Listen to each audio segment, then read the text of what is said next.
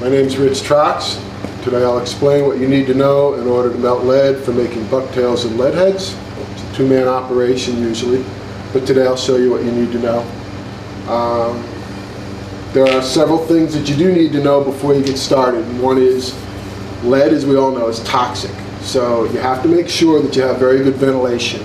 Your garage, make sure you vent it well. And, I use a stupid little, $10 window fan, does just fine, vents it out. Now I'm going to cover some of the things that you're going to need to do it. First off, you need a smelter.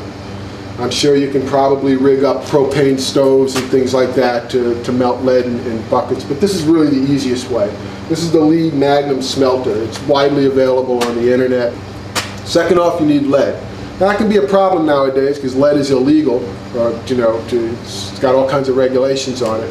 But one of the good sources of lead is, your local tire place. Like I used to get mine from Pep Boys. So you need your smelter, you need some lead.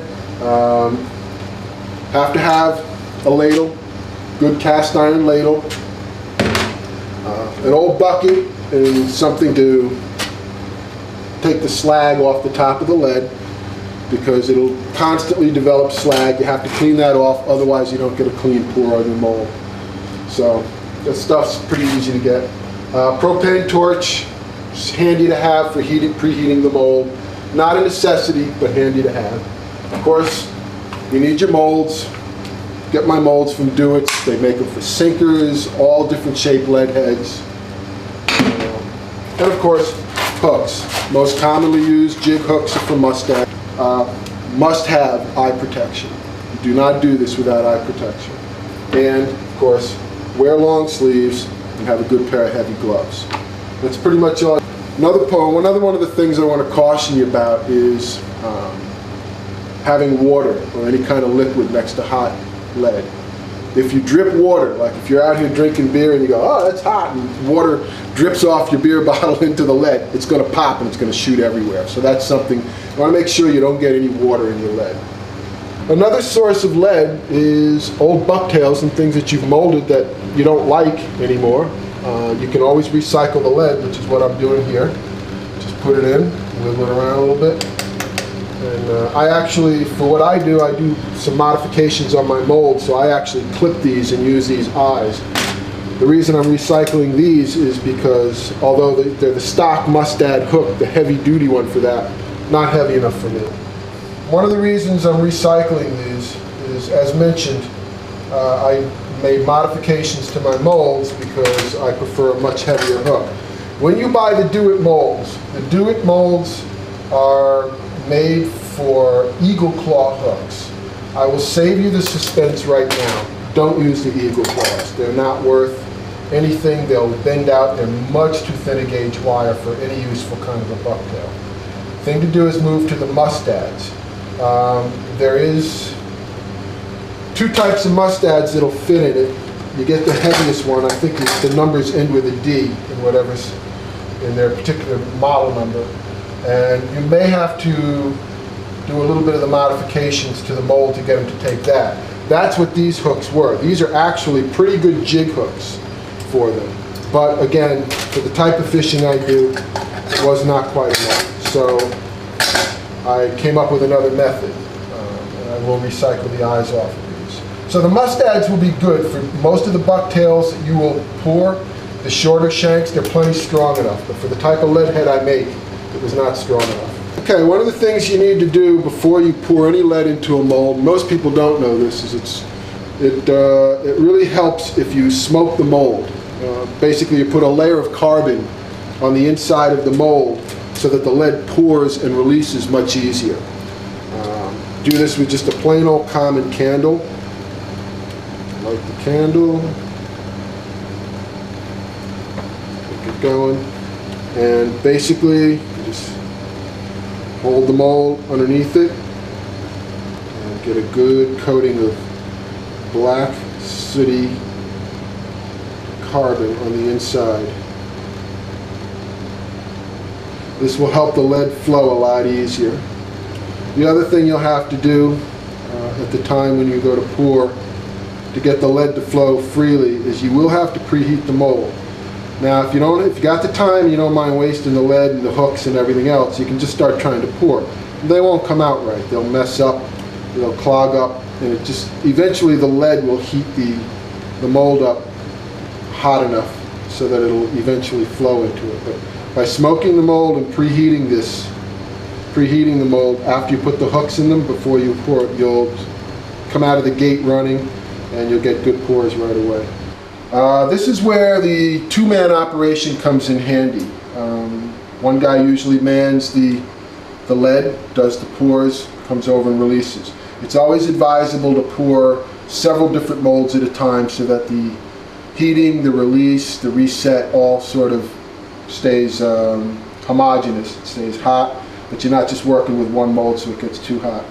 These are, this particular mold here is the little shad heads, which I use a lot for the weak fish. So the hooks are small, it's not an issue. And basically one guy goes through and mounts the hooks in the molds.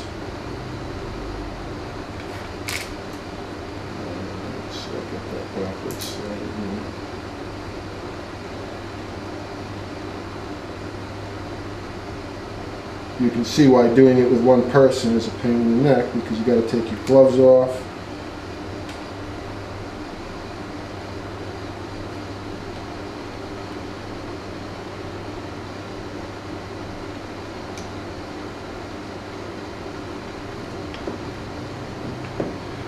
Okay, this is one loaded and ready for preheat. As mentioned earlier, I did modify this mold. This is one that I use a lot for making various incarnations and rubber bodies too. And what I did is I went and I bought a J-hook that is just monstrously strong. People don't realize you can actually mold J-hooks in these things. They don't have to be a bucktail hook. And this is what it produces. Of course, it's a little bit more problematic, but with a common Dremel tool you can open up the holes that you need to open up with. It's not too tough. And however, getting these things to stay is a little bit more of a pain in the neck. Now this one's ready to be heated and poured. So we've got two molds. Let's go pour some lead. As previously mentioned, now I got to preheat the mold. It's where the propane torch comes in. Put a moderate flame on it. Start heating the outsides of the mold. This takes a couple of minutes first time to get it good and uniform hot so it'll pour. And the last thing that you have to preheat before you dip it in is your ladle. Otherwise, the lead will do nothing but stick to it, get hard, and the pour won't work. The last thing you do before you pour the molds is you got to take off the slag. This is the crap that accumulates from oxidation at the top of all lead. In the electronics industry they call it dross, but for our purposes we can just call it slag.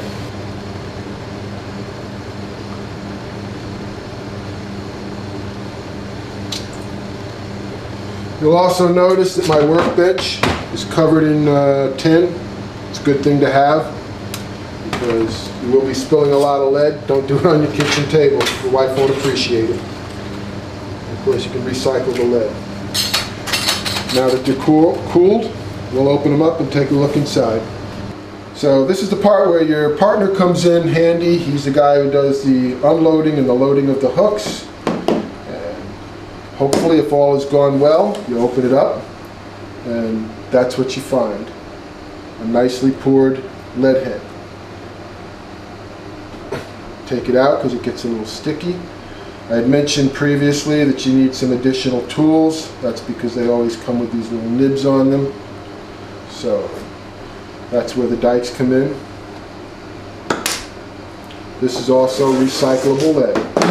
So you have a done lead head. At this point he would reload the mold, flip it over, bring it over to the table for you to pour.